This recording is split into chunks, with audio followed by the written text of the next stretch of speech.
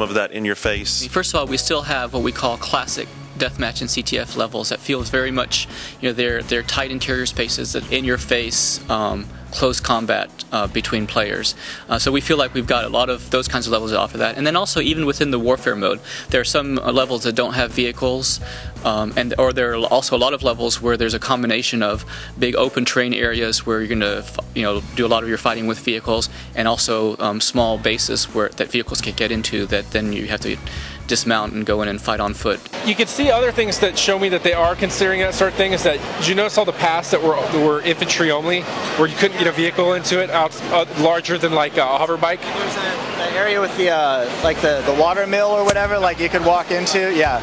It's like a cave and a water mill, and it was like you can't, even though you can duck down in the walker, you couldn't get them inside those things. So that's cool. At least, I mean, create places where you can escape. You're not just sitting in the middle of a battlefield running away from like the god weapon over and over again. From the dark depths of space, the Necrus armies attacked the Tyrrhenian mining colonies. The Tricasts called it a corporate skirmish, but you lost everything. Your family, your friends, your entire clan. Now you're fighting for all you have left. Revenge. From Epic Games, the studio that brought you Gears of War, Unreal Tournament 3. Everyone is in love with Gears right now. It's a very hot property. How much crossover influence is there between Gears and Unreal? We don't really have an identity crisis between those two titles. I mean, the art styles are extremely different. Obviously, Gears has this very gritty, desaturated look to it, whereas Unreal Tournament is very colorful and bright and... Not wholly different. Come on, they're very similar. They're very similar in the architecture styles, in the armor styles, in the... Really? You think so? Yeah. I don't see it.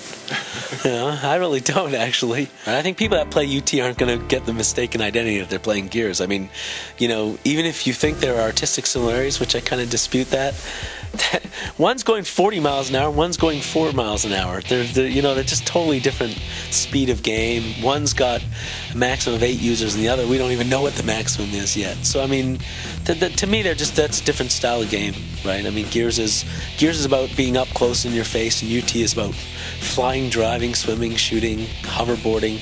I mean, it's a much more high-speed kind of thrill ride than Gears is. Gears is more get up there and beat the hell out of the guy. There's probably a whole legion of people out there who never heard of Unreal, that are Gears fans, and that, it uses the Unreal Engine, and they maybe, until we started the publicity for UT3, maybe didn't really associate the two together because it wasn't in their sphere of influence. They may be console users, and so they don't care or listen to games that are out on PC. So I think, that's up for history to decide which, how Epic is known. We want to make every game great, so we're known for making great games, but at the same time, I don't think there's all that many fans out there. When you start getting up into the millions in sales, Microsoft is, told me the other day we had a bit of a dispute over this, and they're like, people barely know who makes any of these games. They just know the game, and they just know that it's on Xbox. And that's probably true. There's probably a lot of people like that. So history will decide, what we're remembered for.